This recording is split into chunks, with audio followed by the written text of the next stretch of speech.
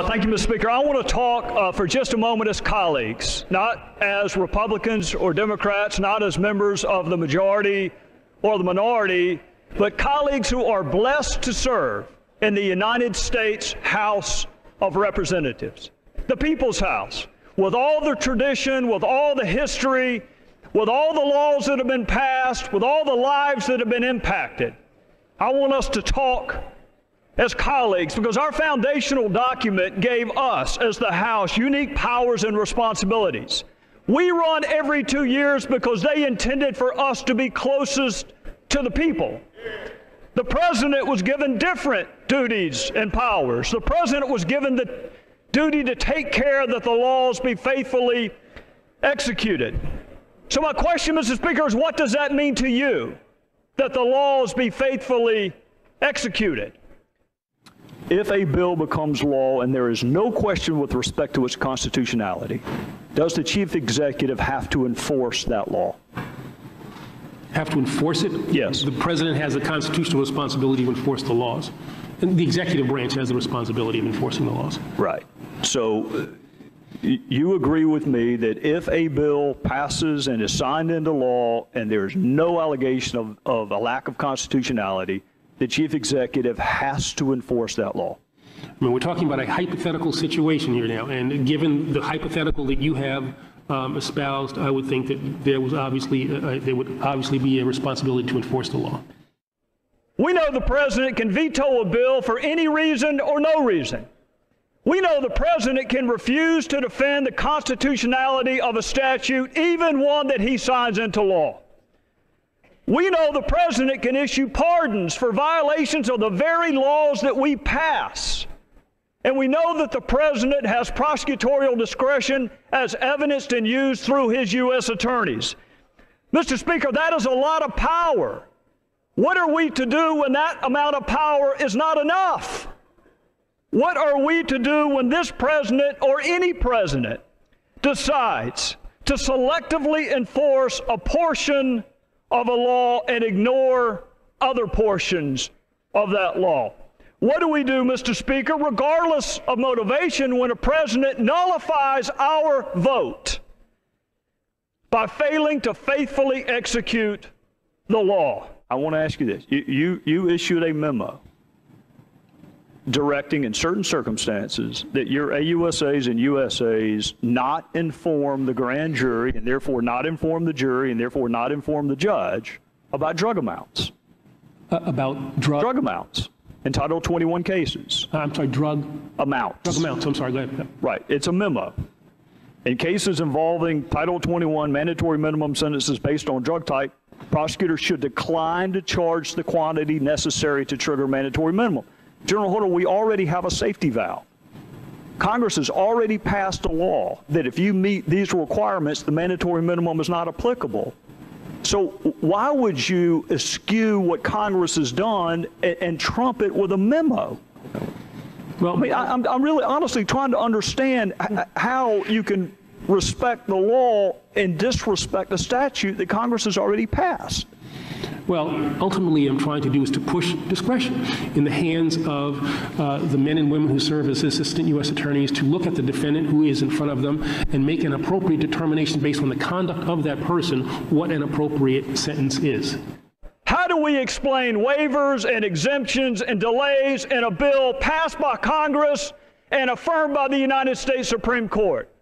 How do we explain away a refusal to enforce mandatory minimums that were passed by Congress and affirmed by the Supreme Court? And why pursue, Mr. Speaker, immigration reform if presidents can turn off the very provisions that we passed? You know, in the oath that brand new citizens take, it contains 6 different references to the law.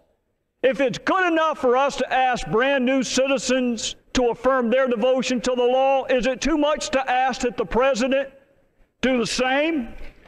If a president, Professor Turley, what are the limits of prosecutorial discretion? And if the president can suspend immigration laws, marijuana laws, why not election laws? Well, I think that in some of these areas I can't imagine can be justified through prosecutorial discretion. It's not prosecutorial discretion to go into a law and say an entire category of people will no longer be subject to the law. That's a legislative decision. Prosecutorial discretion is a case-by-case decision that is made by the Department of Justice. When the Department of Justice starts to say we're going to extend that to whole sections of laws, then they are engaging in a legislative act, not an act of prosecutorial discretion. Wherever the line is drawn, it's got to be drawn somewhere from here. It can't include categorical rejections of the application of the law to millions of people. If a president can change some laws, can he change all laws? Can he change election laws? Can he change discrimination laws? Are there any laws under your theory that he actually has to enforce? What is our recourse, Mr. Speaker? What is our remedy? Some would argue the framers gave us the power of the purse and the power of impeachment, but Mr. Speaker, those are punishments, those are not remedies. What is the remedy if we want the executive to enforce our work? But I would just tell you that I always thought prosecutorial discretion was an individual prosecutor determining whether she or he has enough facts to substantially result in a conviction on a case-by-case basis.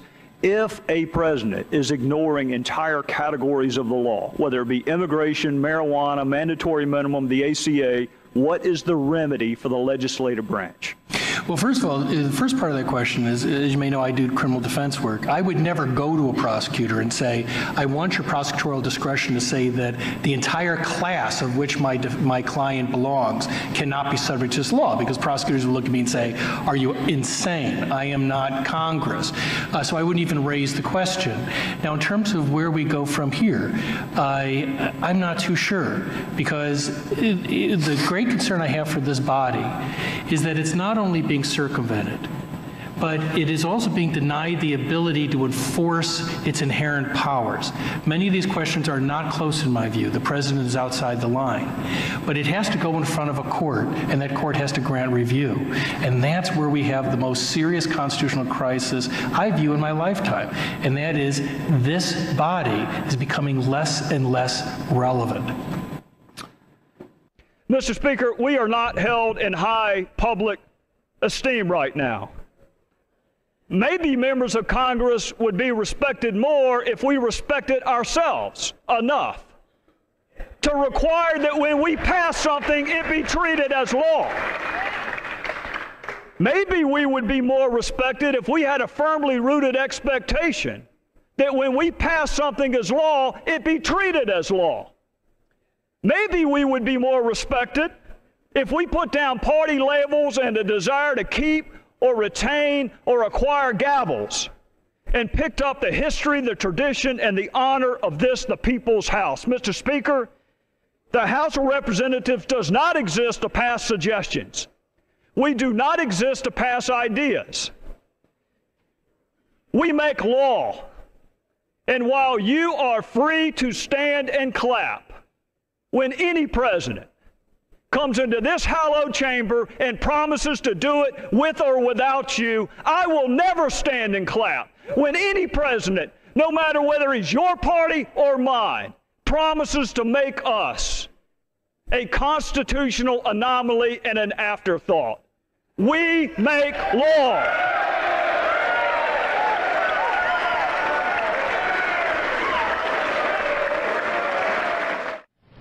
Nell Lindsay was a nurse at a local hospital. Her shift had ended and it was time to go home. She couldn't take her own car because her husband had disabled the car so it wouldn't work.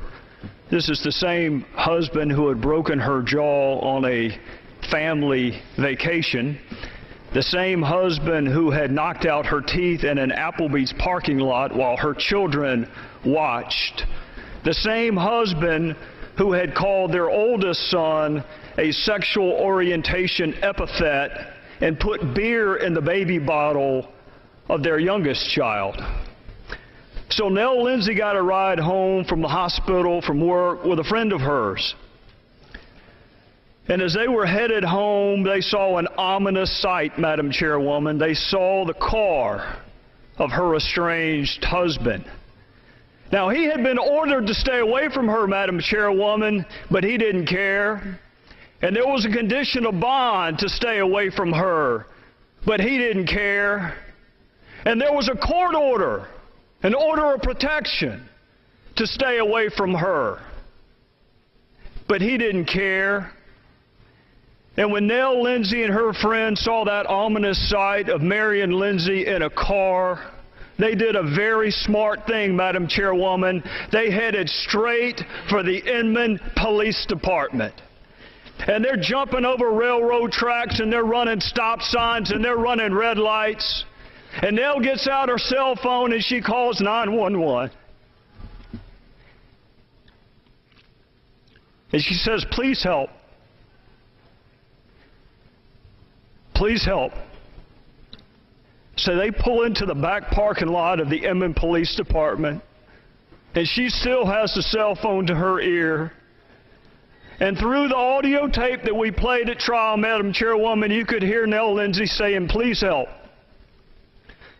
Please help." And then you heard 4 gunshots. And when they took her body out of the back seat of that car, she still had the cell phone in her hand.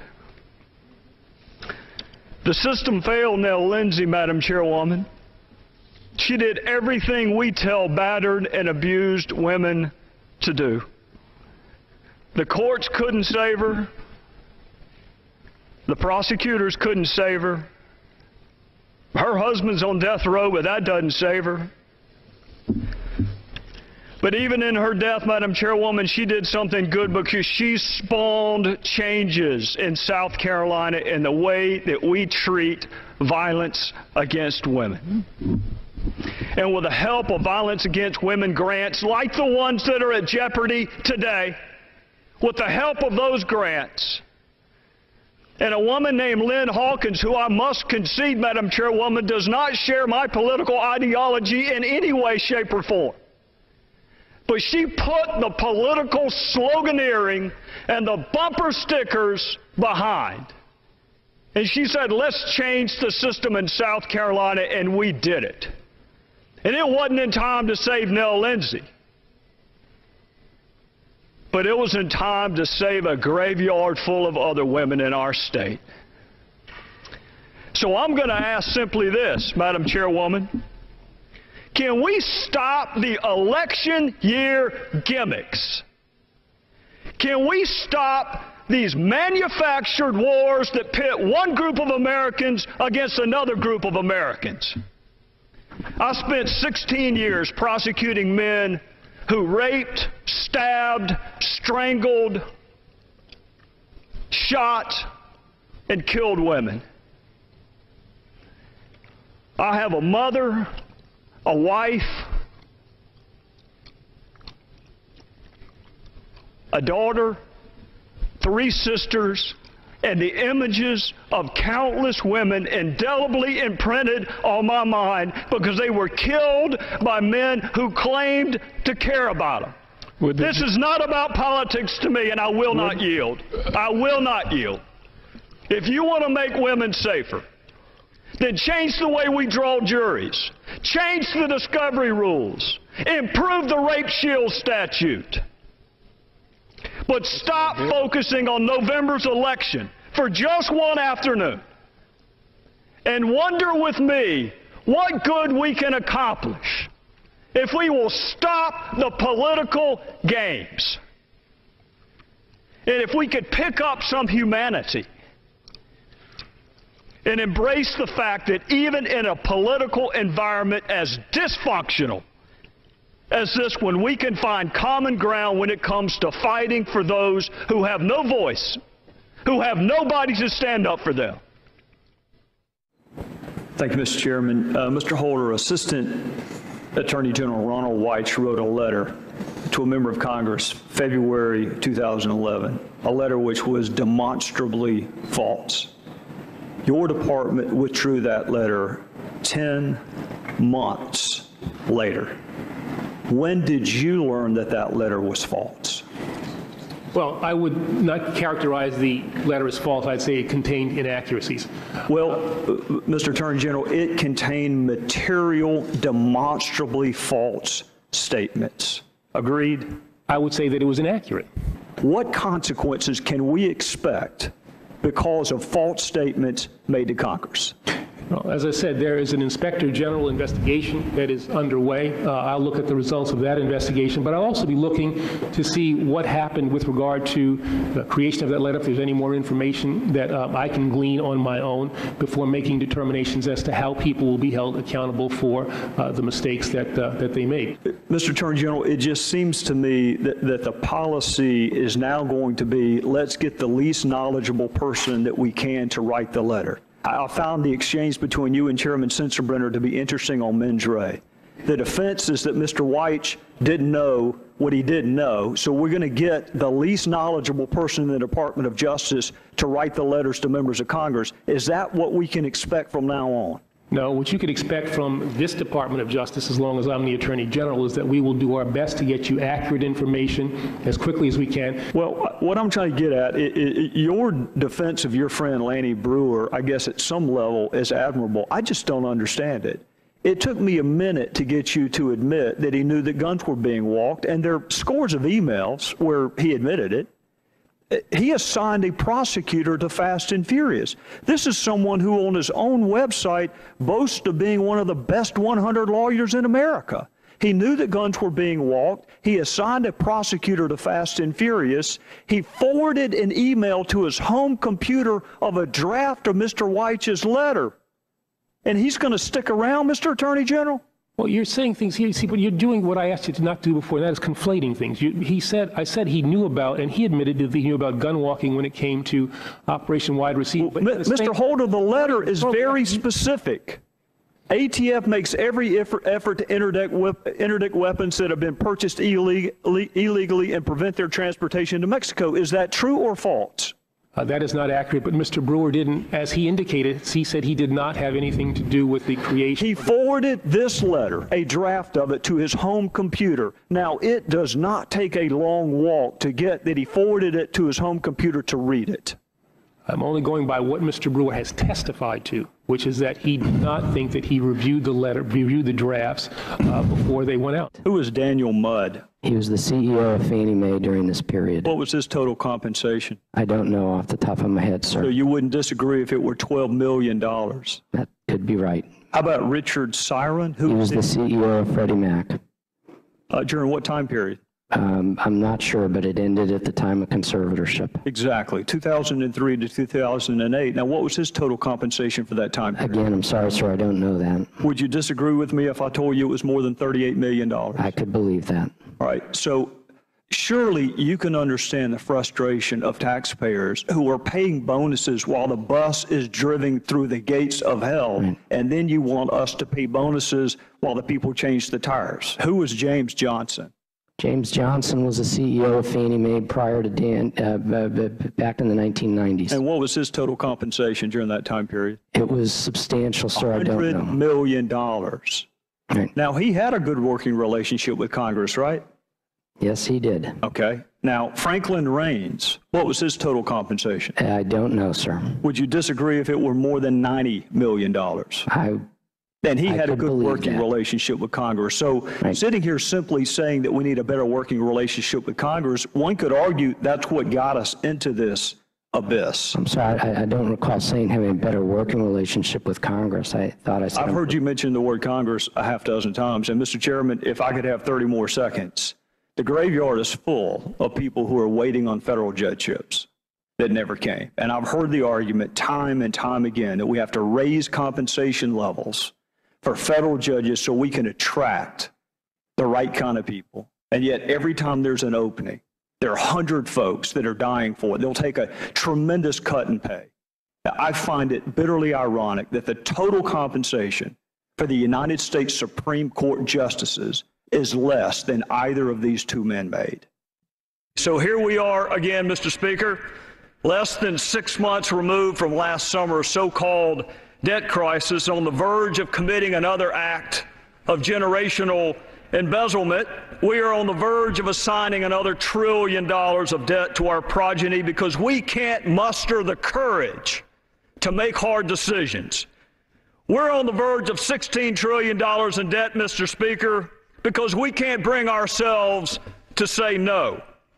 We're on the verge of $16 trillion in debt, Mr. Speaker, because we refuse to have a serious conversation about the role of government juxtaposed with the role of the individual. And in times like this, when leadership and moral courage, as my friend from South Carolina, Mick Mulvaney, so eloquently put it, when moral courage and leadership are needed, we get slogans more befitting of a student body president race than a campaign to be the leader of the free world. This administration says it wants a balanced approach, but a balanced approach apparently doesn't include a balanced budget. This administration says it wants a grand bargain, a big transformative deal, but the details of such a deal would fit nicely on the backside of a postage stamp. And my personal favorite, Mr. Speaker, this administration wants the, quote, rich to pay their fair share. I've heard that phrase several times this morning. What I have not heard, Mr. Speaker, because they never seem to get around to defining who the rich are, and they never seem to get around to defining the word fair, which may be the most subjective word in the English language. So I would ask, is it fair? Is 34% not enough? You want a half? You want 2/3? Gentleman, yield for an answer. When will your president define who the rich will the gentleman are yield for an answer? And what's fair? I'll be happy to answer the gentleman if the gentleman will yield. Will the gentleman yield? The gentleman from South Carolina controls the time. I didn't hear the answer. Will the gentleman yield? The gentleman from Colorado will suspend. The gentleman from South Carolina may continue. Thank you, Mr. Speaker. I hope the generations that come after us will have the courage the generations that came before us had, for we have been profiles in timidity and greed. I think that the American people should know that the members of Congress are underpaid. A lot of members can't even afford to live decently when they have their job in Washington. So what is your thought about a pay raise for Congress? And this will probably make a lot of friends on either side of the aisle, I'm sure, with your answer, whatever it may be. You know, Greta, I know a lot of people in the world that are underpaid. In fact, I live with one who's a school teacher. But members of Congress are incredibly blessed and fortunate to have the jobs that we have. Nobody makes us run. Every 2 years, we offer for public office, and if you don't want to do it, then don't run. But the notion that you can make $174,000 in this country and be underpaid is laughable. We are better off than 99.9% of the people that we claim to work for, and I would be embarrassed to say that given our job performance and our salary, that we are anything other than grossly overcompensated. Public service means you give something up. You get compensation in other ways. You get the benefit of working in the Capitol, of being part of history, of being able to vote for your fellow citizens, all of which is priceless. So even if we were doing a great job, which no one believes, including our families and staffs, believe we are, we still don't deserve a raise. Because there are equally important jobs like law enforcement and firefighters and education and anyone who takes care of children who make far less. My wife makes a fifth what I make. My sheriff makes less than half of what I make. And they do a great job. So $174,000 is a lot of money, Greta, whether you're doing a great job or not so great a job. And look, there are members of Congress that I think earn their salary. I think, you know, Jason Chaffetz, I'm a huge fan of his, Jimmy Jordan, Paul Ryan. There are lots of people that are in politics for exactly the right reason, but every one of them knows that you're going to give something up. If you think you can make more money in the private sector, then don't run for office. If you think you can make more money practicing law, then practice law. But don't run for office and then complain about the salary, because you know what it is when you file. And I'll say this to the witnesses. I prepared a list of questions for all three of you. But during the ranking member's opening statements, I shared with him on the floor, my mind went away from the questions, and I went back to South Carolina. In the very same month, the very same year that the IRS was conferencing in Anaheim, we were furloughing law enforcement officers. We were furloughing teachers. Prosecutors in my own office were furloughed. Secretaries in my own office were furloughed. Those are secretaries who struggle to make ends meet under the best of circumstances. And here we're asking them to go 2 weeks without pay, and we canceled all out-of-town training. We brought our own food to our Thanksgiving and Christmas office socials. We started an anonymous fund to help our fellow employees who were struggling to make ends meet. And one night, one of my secretaries came in after hours and asked if she could borrow the money to buy her child a birthday present. And she kept apologizing for having to do it. She kept saying, "I'll pay you back. I'll pay you back." And at exactly the same time, that young government employee, single mom, was borrowing money for a child's birthday present, other government employees were staying in $3,500 a night rooms. Other government employees were spending more money on promotional materials than that young woman makes in a year. And other government employees were spending more money on audience participation tools than that young woman makes in a year. So, Mr. Inspector General, I appreciate the work that you've done, but with all due respect, this is not a training issue. This cannot be solved with another webinar. This can't be solved with just one more recommendation. If we can just get that recommendation implemented, we're just one recommendation away from people acting responsibly. Mr. Inspector General, we can adopt all the recommendations you can possibly conceive of. I'll just tell you, it strikes me, and maybe it's just me, but it strikes me as a cultural, systemic, character, moral issue. The IRS has been in existence, depending on how you want to count, either since 1862 or 1918. But in either event, they've had 100 years to figure out that while your fellow Americans are losing their jobs and their health insurance and their homes, you do not spend $4 million at a conference for which there is no accountability. You do not hire people to make meaningless speeches or artists to paint paintings of Bono. When your fellow citizens, the ones who pay your salary, are struggling, that is a character issue. Training cannot fix that. They sent more than 25 employees on a scouting trip to see whether or not the hotel was okay. That's not going to be fixed with training, Mr. Inspector General. When you got law enforcement officers being furloughed and you've had 100 years to figure out how to act appropriately,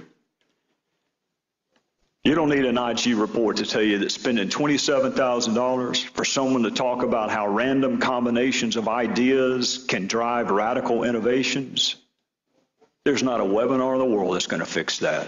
So, Mr. Inspector General, in reality, it just strikes me that we just need one single recommendation. Start over.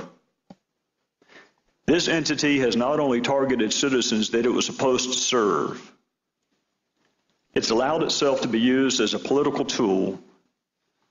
Not only does it have access to our financial information, it will soon have access to our health information. Those are details that we don't share with people that we do trust. And we're going to be asked to share it with people who are so disconnected as to spend this amount of money while our fellow citizens are struggling mightily in the fall of 2010.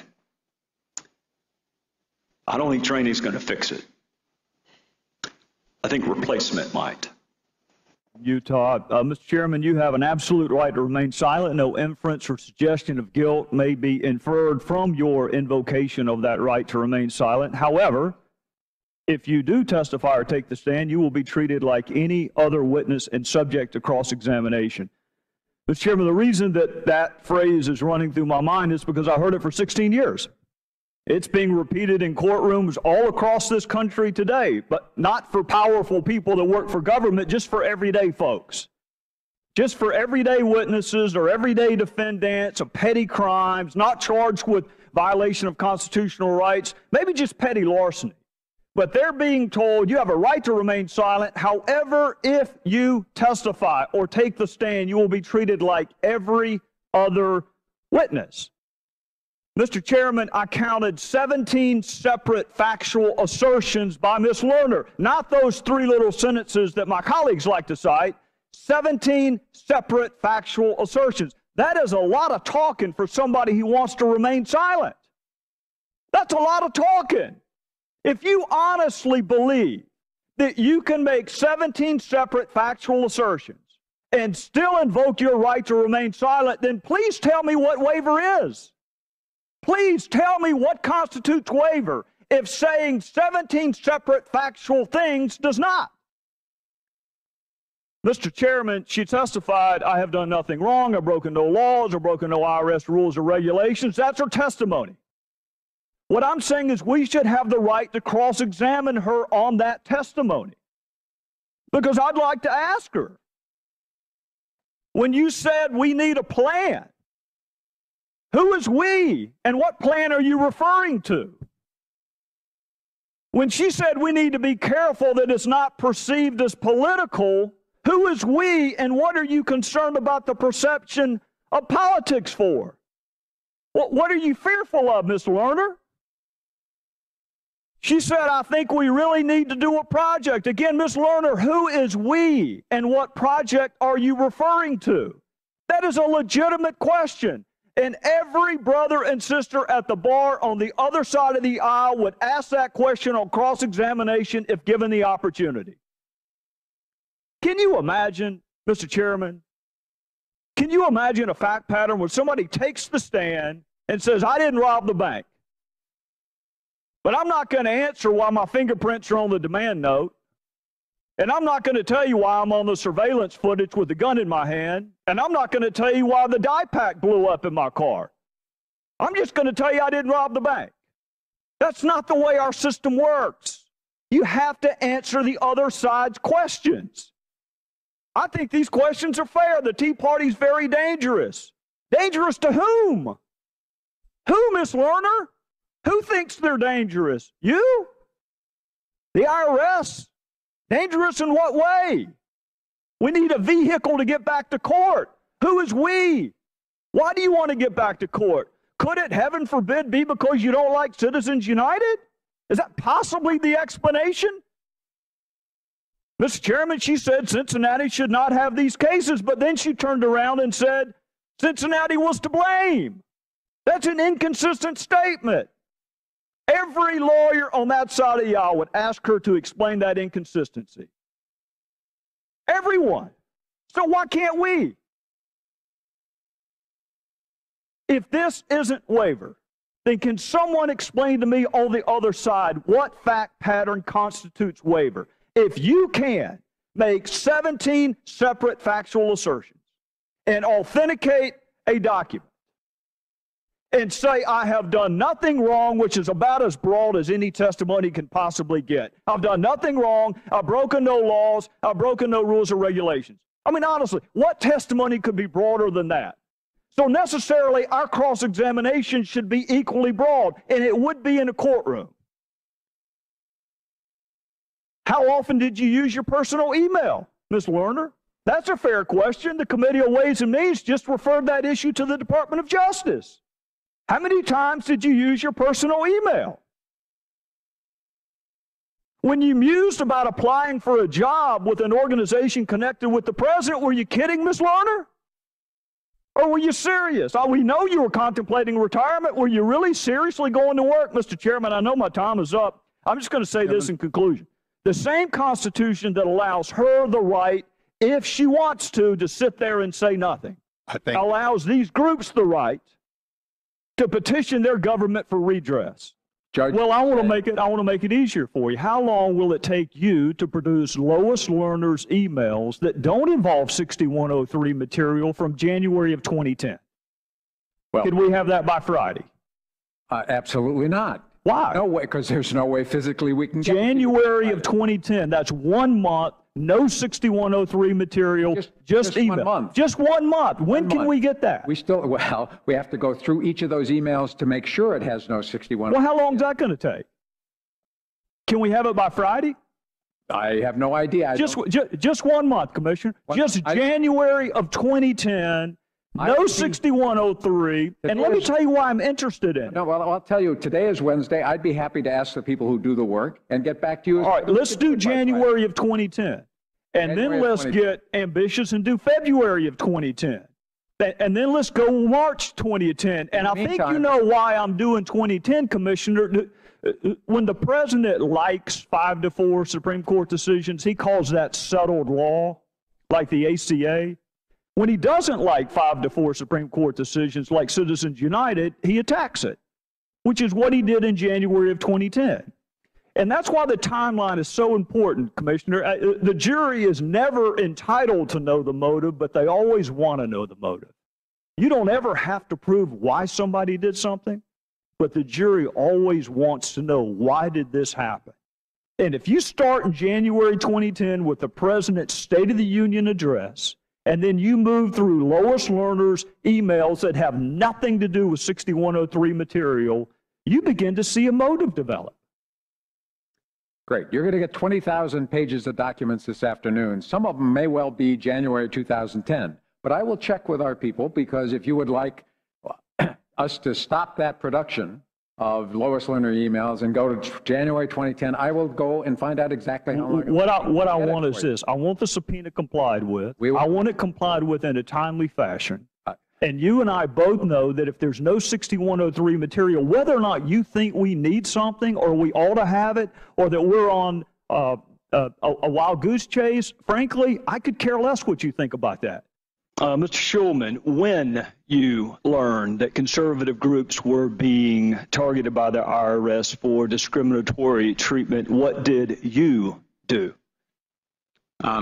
When I learned of the existence of a BOLO list, in that same conversation or right around that time, I also learned a couple things. One, that it was being stopped. So that. All right, and who told you it was being stopped? That's Steve Miller, my deputy. All right, and did you investigate further? Can you give me the name of a single person who was involved in the original decision to target conservative groups for disparate treatment?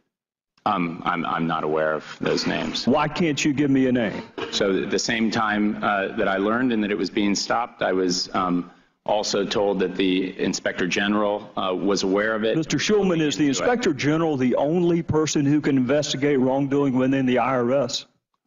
My general practice. Can you answer my question, and then you can explain? Is the Inspector General the only entity who can investigate wrongdoing? Congress can investigate. How about you? Can you do it? The practice at the Internal Revenue Service that I inherited. So if there's inappropriate conduct being done on your watch in the IRS, then that inappropriate conduct can last as long as the Inspector General's investigation lasts. Is that what you're telling me?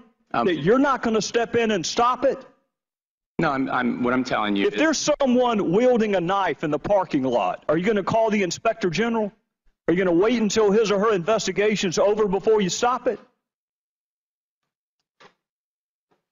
When I was told about these allegations, I was also told that they were being stopped, and so that the inappropriate criteria were not being used anymore. And despite the seriousness and potential criminality of that conduct, you didn't investigate it yourself at all?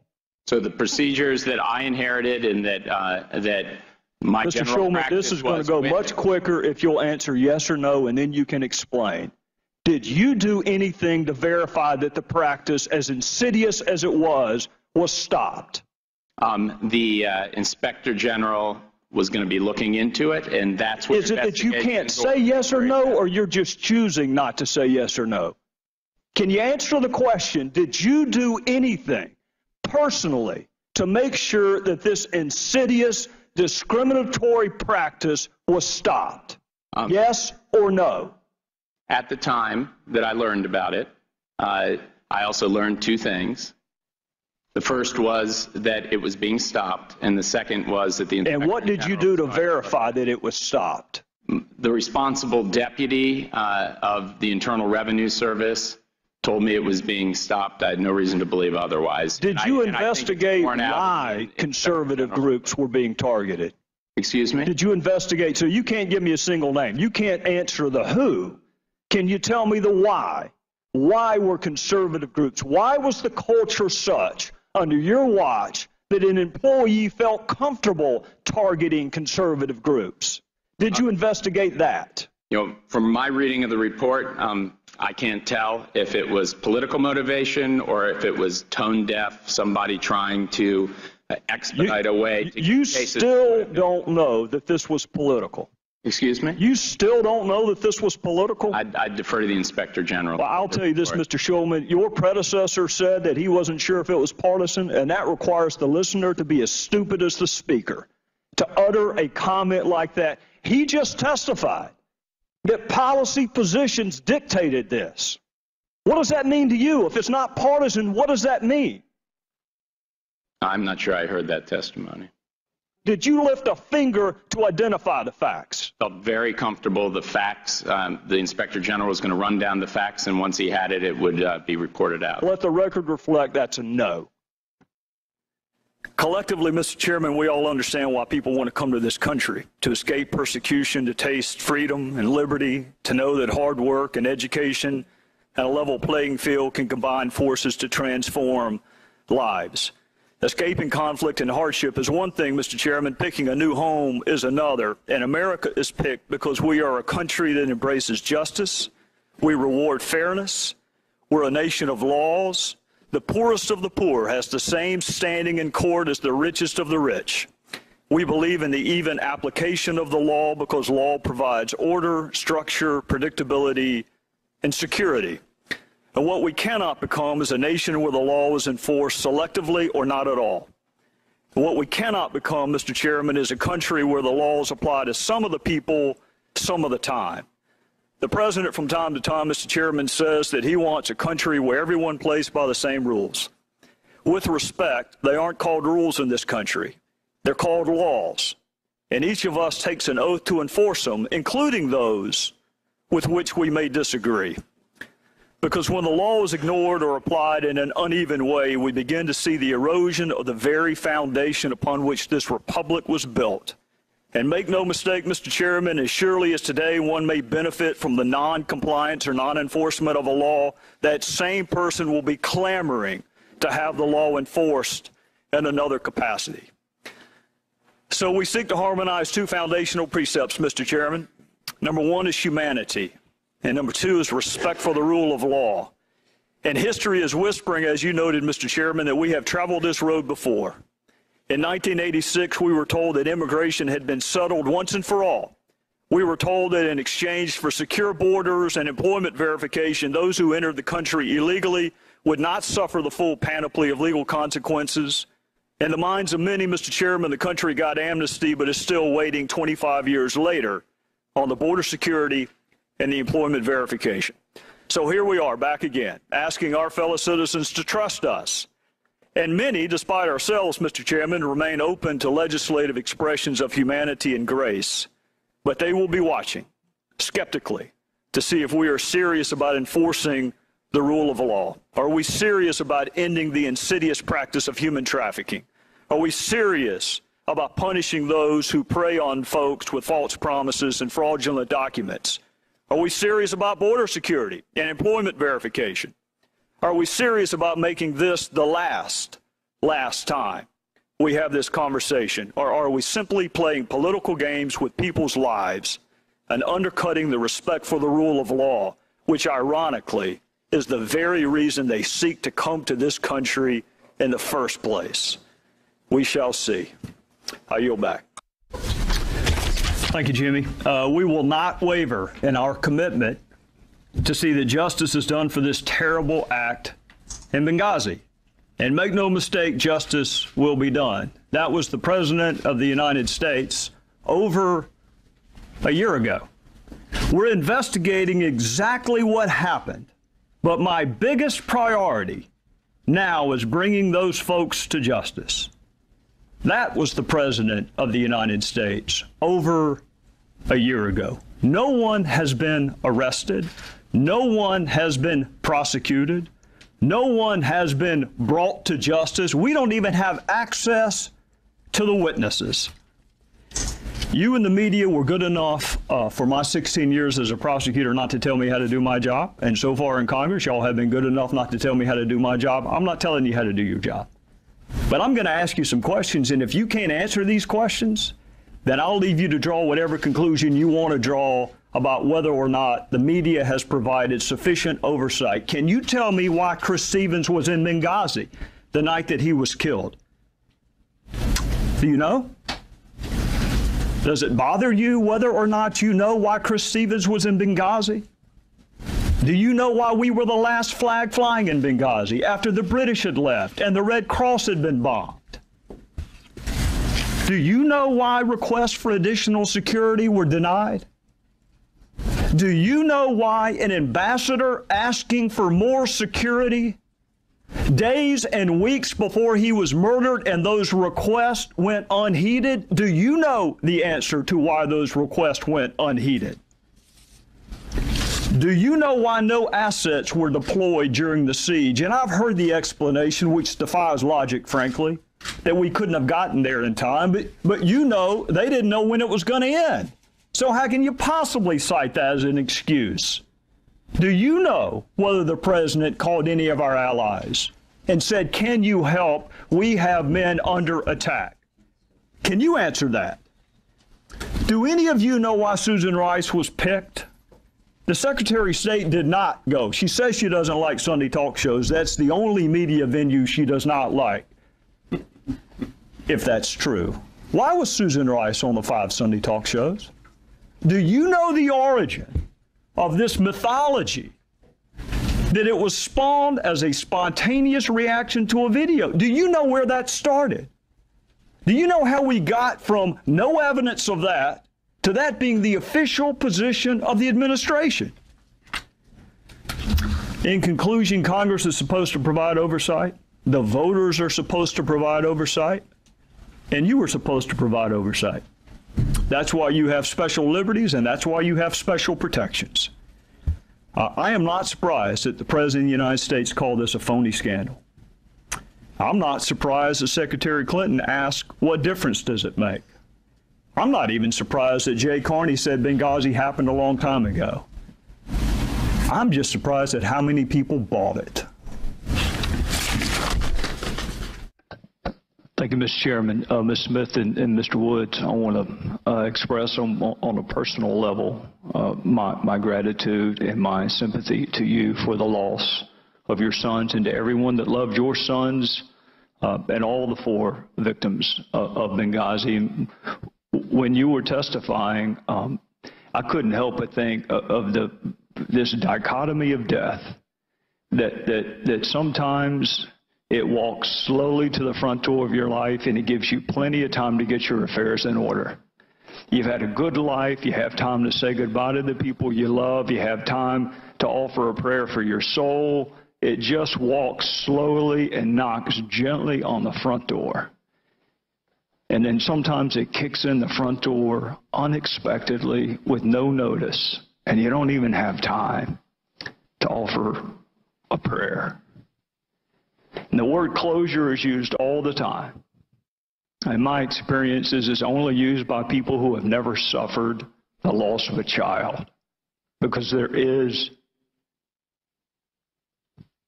no closure. I can't offer you closure. What I hope we can offer you is the truth, facts, justice, and let you do with that what you need to do as you walk down that road we call grief. So we can't give you closure. It's the facts, the truth. And the real jury, Mr. Woods, Ms. Smith, is the American people. They're the ones watching this trial unfold, and they will decide. They heard this morning a perspective that everything that can be investigated has been investigated. Everything. That's one perspective. The other perspective is you didn't even bother to interview some of the central key eyewitnesses. And the American people are going to have to decide whether or not they would ever tolerate an investigation where you don't call eyewitnesses and you don't call the people responsible for whatever the duty was. But I want to leave you with this. I want you to know this. From the upstate of South Carolina, I am asked about Benghazi more than any other issue. It has not been forgotten. I suspect you both live a long ways from the upstate of South Carolina. But just know, Republican, Democrat, Independent, don't know, don't care, from church to the grocery store to Costco, frankly to the golf course, I am asked about Benghazi and in effect about your sons more than any other issue. So the jury has not forgotten. Good answer, please. Yes, ma'am. I will work with Mr. Chaffetz, whom I agree with you on your characterization of, and the others. And frankly, there are folks on both sides who want to find out. And I appreciate the fact that Mr. Cummings has been here all day. I can't give you closure. I just want to give you the facts and the truth and justice and let you use it however you need to use it. Yield back.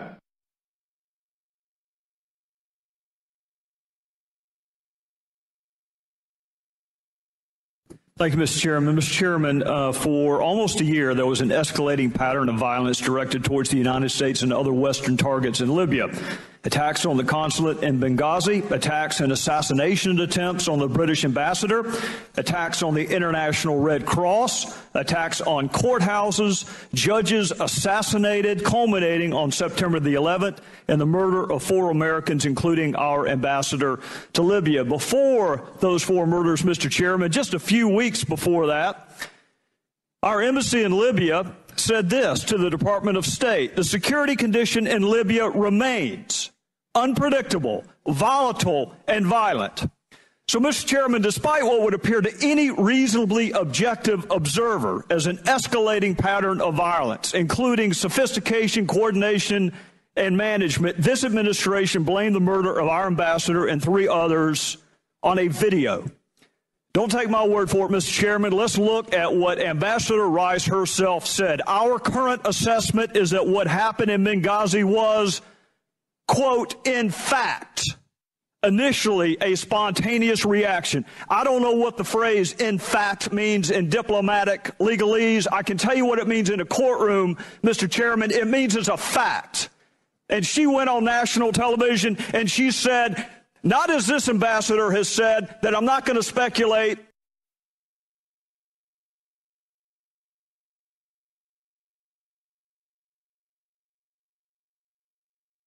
But again, in the totality of looking at all the information that's been provided to this committee, we see the State Department trying to backtrack or cover themselves from not paying attention to warnings.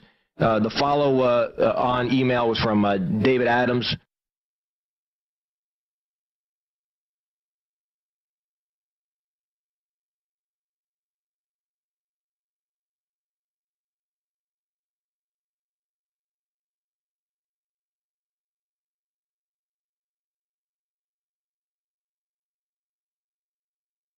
I'm with Toria, referring to Ms. Newland. The last bullet is especially, will read to members like we had been repeatedly warned. Followed on, I spoke with Tommy. We'll work with this in the morning, get comments back. She said, in fact, This was a spontaneous reaction to what had just transpired hours before in Cairo, almost a copycat of the demonstrations against our facility in Cairo, which were prompted, of course, Mr. Chairman, by a video, is what she said. And then she proceeds to say the attack was spontaneous. I can think of few things, Mr. Chairman, more antithetical to spontaneity than a 12-month-long prologue of violence in Libya. And then she said she relied solely and squarely on the information the intelligence community provided. Mr. Chairman, I would like to have another hearing where we can ask Ambassador Rice under oath, who told you what when? You're going to blame the intelligence committee? You come before this committee and you tell us who told you it was a video. Who in the intelligence community said it? Who in the diplomatic community blamed this on a video?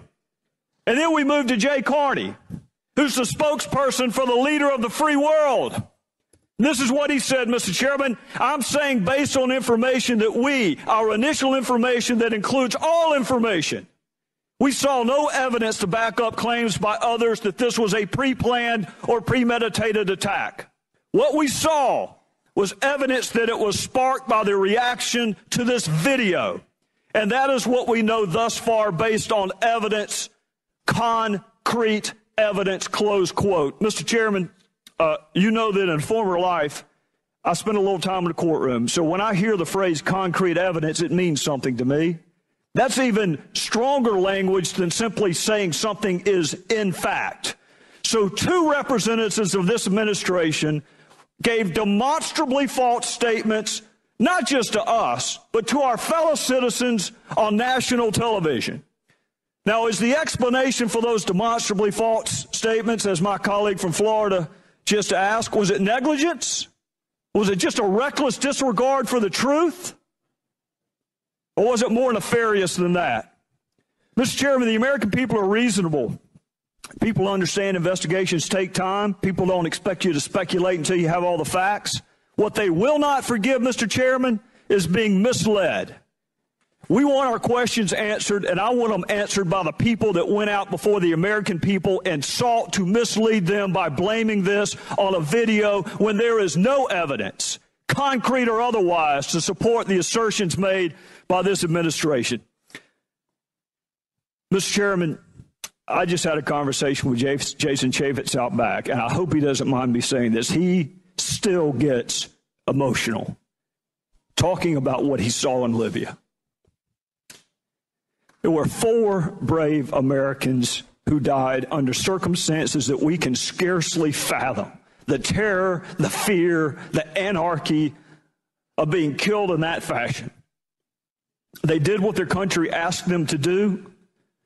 They stood post under dangerous circumstances even after requests for security were denied.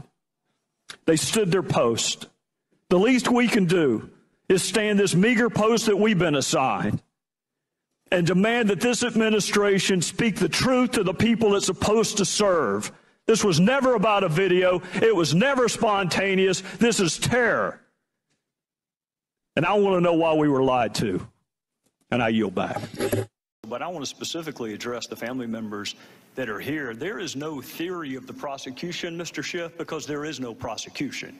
There's a very big difference between a prosecution where you already have reached a conclusion and you're just trying to prove it to people. This is an investigation, which is why it's so sad that nowhere in that stack that you just put up there, where the emails of Secretary Clinton, the emails of the ambassador, 50,000 pages worth of documents, eyewitnesses, that's the real tragedy. To the family and the friends, when you're told that there have been 7 previous investigations in an ARB, you should immediately ask, why did you miss so many witnesses? Why did you miss so many documents? This is not a prosecution, Mr. Schiff. You and I are both familiar with them. I've reached no conclusions, and I would advise you to not reach any conclusions either until we reach the end. There are 20 more witnesses. So I'll agree not to reach any conclusions if you'll do the same. With that, Madam Secretary, regardless of where he ranked in the order of advisors, it is undisputed that a significant number of your emails were to or from a Sidney Blumenthal. Now, he did not work for the State Department. He didn't work for the U.S. government at all. He wanted to work for the State Department, but the White House said no to him. Do you recall who specifically at the White House rejected Sidney Blumenthal? No, I do not. After he was turned down for a job at the State Department by the White House, he went to work where?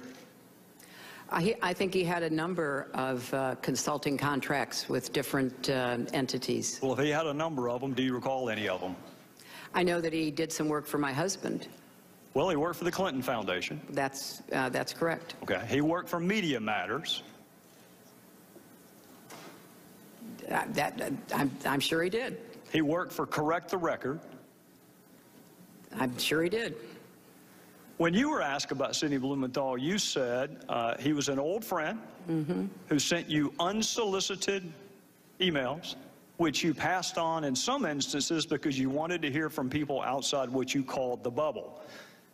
We will ignore for a second whether or not Sidney Blumenthal is outside the bubble, but I do want to ask you about a couple of those other comments, because what you left out was that he was an old friend who knew absolutely nothing about Libya, was critical of President Obama and others that you work with, loved to send you political and image advice, had business interests in Libya, which he not only alerted you to, but solicited your help for. And you often forwarded his emails, but usually only after you redacted out any identifiers so nobody knew where the information was coming from. What does the word unsolicited mean to you? It means that I did not ask him to send me the information that he sent me, and as I have previously stated, some of it I found interesting, some of it I did not, some of it I forwarded, some of it I did not.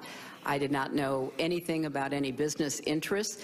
I thought that, just as I said previously, newspaper articles, journalists, of which he is one, a former journalist, had some interesting insights. And so we took them on board and evaluated them, and some were helpful and others were not. We're going to get to all the points you just made, but I want to start with your public comment that these emails were unsolicited. You wrote to him, "Another keeper, thanks and please keep them coming. Greetings from Kabul and thanks for keeping this stuff coming. Any other info about it? Question mark. What are you hearing now? Question mark. Got it. We'll follow up tomorrow. Anything else to convey? Question mark." Now, that one is interesting because that was the very email where Mr. Blumenthal was asking you to intervene on behalf of a business deal that he was pursuing in Libya. What did you mean by what are you hearing now? I have no idea, Congressman. They started out unsolicited, and as I said, some were of interest. I passed them on, and some were not. And so he continued to provide me information that was made available to him. I don't want to parse words, and I don't want to be hyper-technical, because it's not a huge point, but it is an important point. You didn't say they started off unsolicited.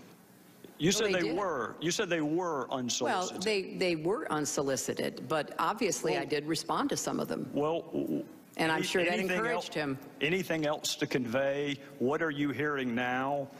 I'm going to Paris tomorrow night. We'll meet with TNC leaders, so this and additional info useful.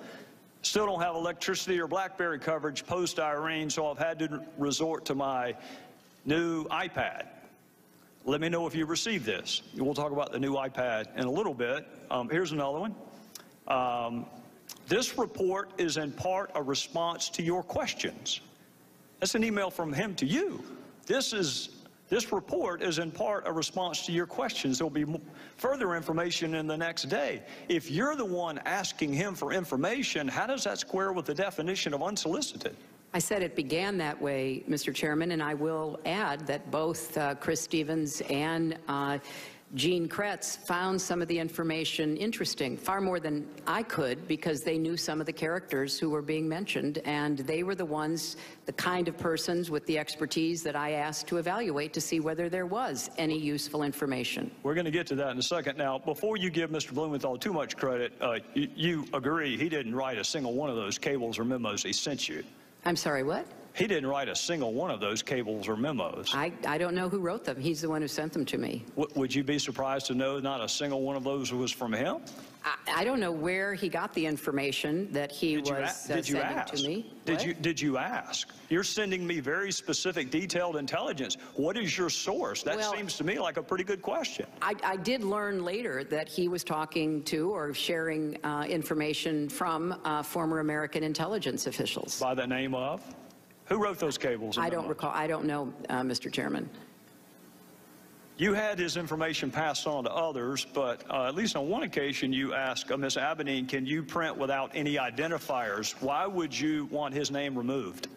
Because I thought that it would be more important to just look at the substance and to make a determination as to whether or not there was anything to it. Well, don't people have a right to know the source of the information so they can determine credibility? But he wasn't, as you just said, the source of the information. That was. But you didn't know that, Madam Secretary, and that's what you just said. No, Mr. Chairman. I said that I knew that he didn't have the sources to provide that information. I knew he was getting it from somewhere else. Whether he knew a lot of journalists, he knew others in Washington. It could have been a variety of people. Well, if you're going to determine credibility, don't you want to know the source? Well, it wasn't credibility so much as trying to follow the threads that were mentioned about individuals. And as I already stated, some of it was useful and some of it was not.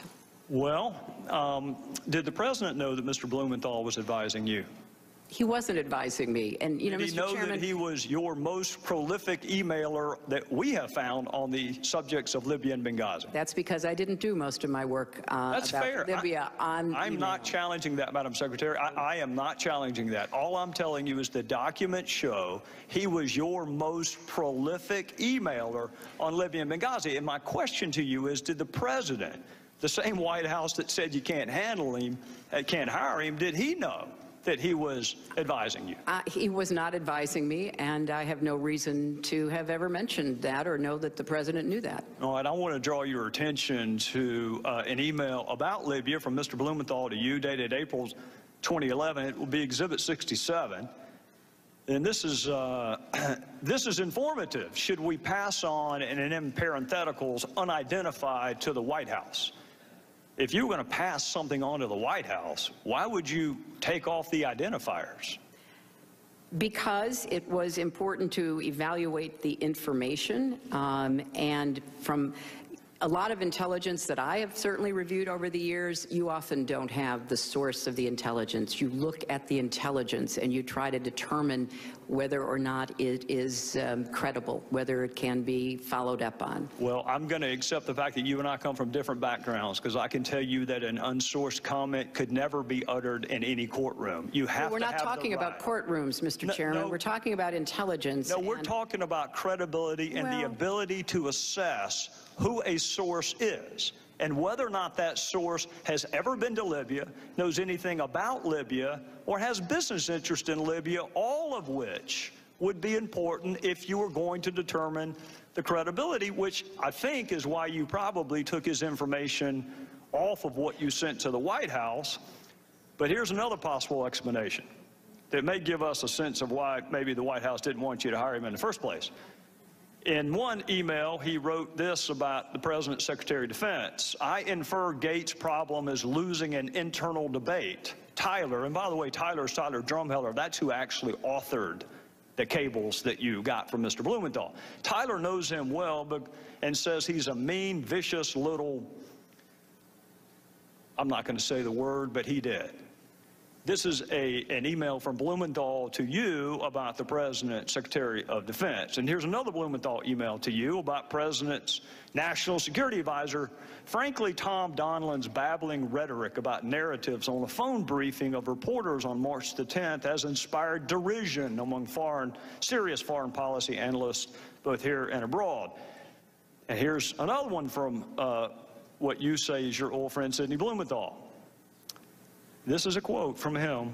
I would say Obama, and by the way, he left the president part out, I would say Obama appears to be intent on seizing defeat from the jaws of victory. He and his political cronies in the White House and Chicago are, to say the least, unenthusiastic about regime change in Libya.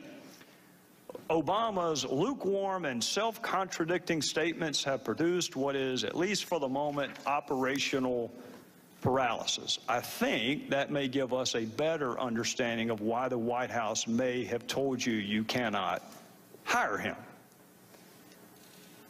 Blumenthal could not get hired by our government, didn't pass any background check at all, had no role with our government, had never been to Libya, had no expertise in Libya, was critical of the president and others that you worked with, shared polling data with you on the intervention in Libya, gave you political advice on how to take credit for Libya, all the while working for the Clinton Foundation and some pseudo-news entities. And, Madam Secretary, he had unfettered access to you. And he used that access, at least on one occasion, to ask you to intervene on behalf of a business venture. Do you recall that? You know, Mr. Chairman, if you don't have any friends who say unkind things privately, I congratulate you. But from my perspective, I'd like to think I'd correct them. I don't know what this line of questioning does to help us get to the bottom of the deaths for Americans. I'll be happy to help you understand that, Madam Secretary. But I want to reiterate what I said to Congresswoman Sanchez. These were originally unsolicited.